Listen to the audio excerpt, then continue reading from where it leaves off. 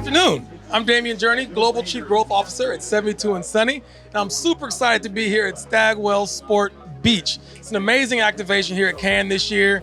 We're bringing sports and fandom and culture and creativity to the beach, and I couldn't be more excited to be here with two of my dear friends, long-time and near-time friends. First, I'd like to introduce my man, Mack Hollins, wide receiver for the Atlanta Falcons, and my good friend, Anton Vincent, president of Mars Wrigley North America. Welcome, fellas. Welcome. We're happy to be here, man. Yeah. First of all, how was the trip over? It wasn't bad. Yeah. I went direct straight from Newark, so it wasn't too Okay, bad. how'd you get here?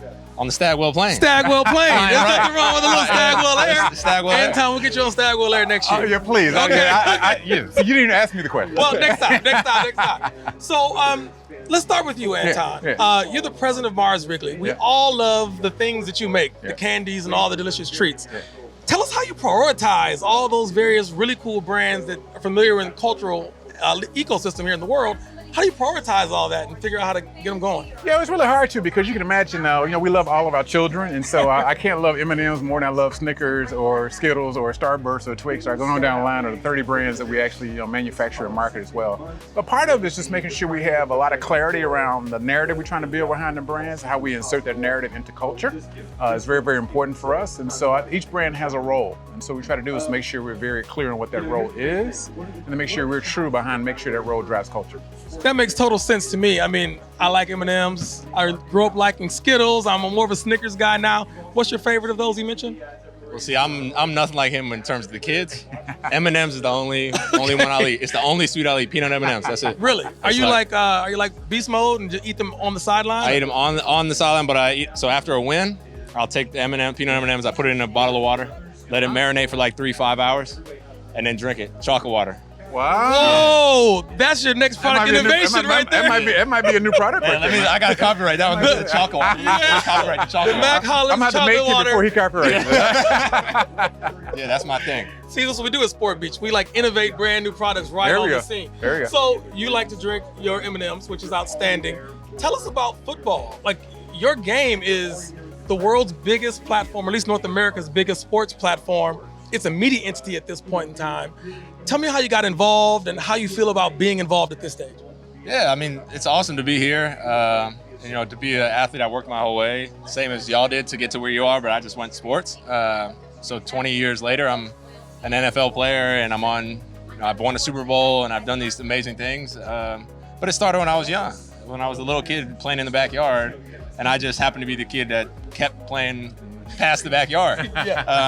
So it's been amazing, and then to have an opportunity to come out here and be on Sport Beach and meet people like y'all that, as an athlete, you only know football for so long. It's like there's stuff out, something's going on to make this whole thing go. It ain't just catching the football. So learning this type of stuff, meeting y'all and hearing these panel discussions, it's been amazing.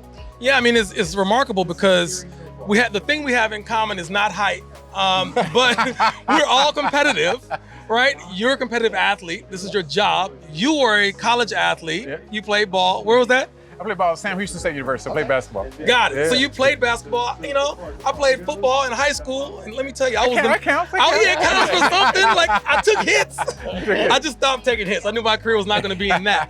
But it's interesting because even today, as we're all together, you're a very competitive industry. Yeah. Confectionery, there's all sorts of snack foods. How do you think about competition, and how do you apply what you learned as an athlete to what you do today? And I'm going to ask you the same question. How do you think about applying what you've learned as an athlete to what you're going to do tomorrow?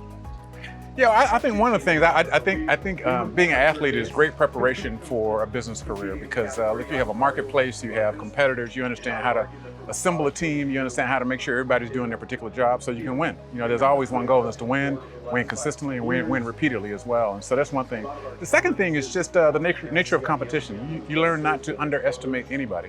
Right, you learn to understand, what are the strengths, what are the weaknesses, and how do you start to construct your business, your strategy, to make sure you're going and win against sort of what you've done the scouting report for as well, right? So if I know if he's big, tall, rangy, I know I'm going to design a very different defense to try to stop him as well. And so with our products as well, the same thing.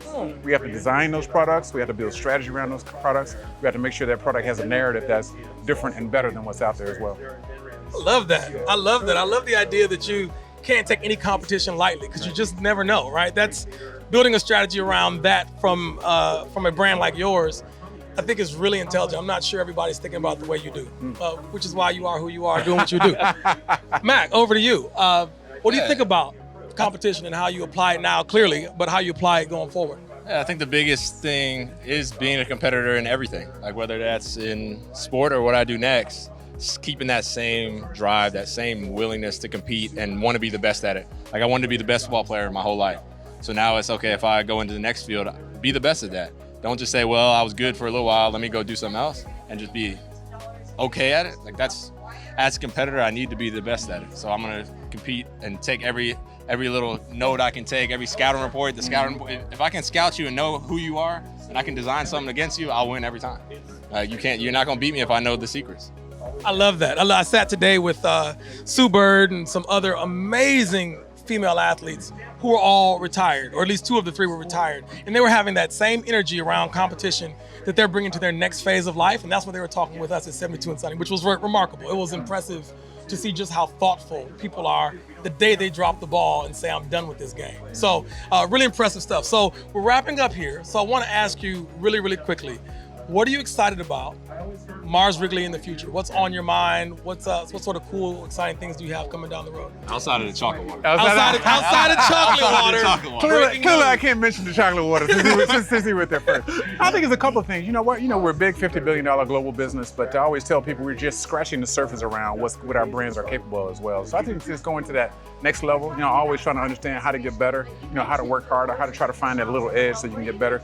These are hyper-competitive categories in North America and around the world, and so we got to stay the course. We got to be sustainable. We got to make sure that we're growing today and 100 years from now as well. So that's my mentality against these brands. And before I get you to close, I just want to recognize the fact that you're a Becca member. Yep. I'm a Becca member. Yep. Becca's the, Black Executive CMO Alliance. It's really quite remarkable. Can you just touch for a second on Becca and what it means and why it's important? Well, I think it means a lot. We got together, several of us a couple of years ago, 26 original founders, now 36, instead of saying, hey, we got to build the next generation of marketers. People need to sit at these tables and expand our concept around what big ideas and what growth looks like as well. And so we felt like since we had unique purview and unique opportunity that we can go and do that and move against that objective as one sort of pretty powerful group of people as you and me and our other 34 friends around the world are as well. Outstanding. Love Becca. So for you to close, Mack, you're here. This is your first time in Cannes. I'd love for you to just share your thoughts on what this experience is from an athlete perspective, because frankly, not a lot of athletes find their space here. And then also, I want you to share with Anton exactly what spot you want him to put you in so he can make sure that, you get on. It's actually funny you mentioned not a lot of athletes being here. Like I really don't. I'm used to going to Super Bowl and doing that week, and there's thousands of athletes. Yeah. And I came here, and I feel like this is like such a great opportunity for athletes to be able to meet people. Like I would never meet you anywhere else. I would never meet you anywhere else, and here I am having an opportunity to do an interview with you, but I don't see other athletes doing it. I'm like, this might be the spot more than Super Bowl. Super Bowl is just a party, and you don't actually have genuine connections with people. This could be career-changing, life-changing for some people. So for guys, there's a few here, but guys that really want to do something after their career, this is something I've been here 2 days, and I'm like, this is probably one of the best experiences I've had in my time in the NFL for off-the-field stuff. Now, as for my role over here, your role at Mars Wrigley, with putting on this chocolate water, the peanut M&M chocolate water. I just need like 10% off the top, or just some free M&Ms. He's negotiating on film. I'm here to support a deal. There it is. No, I honestly, I've loved everything they've done. I was a candy kid, and I got kicked out, and I had to narrow it down to one. And now I'm a peanut M&M kid. My dad's the same way. He loves peanut M&M. That's probably why I'm hooked. That's cool. Well, Mack, Anton, thanks. We really appreciate it. Thank you all for tuning in to Stagwell Sports Beach and this content studio.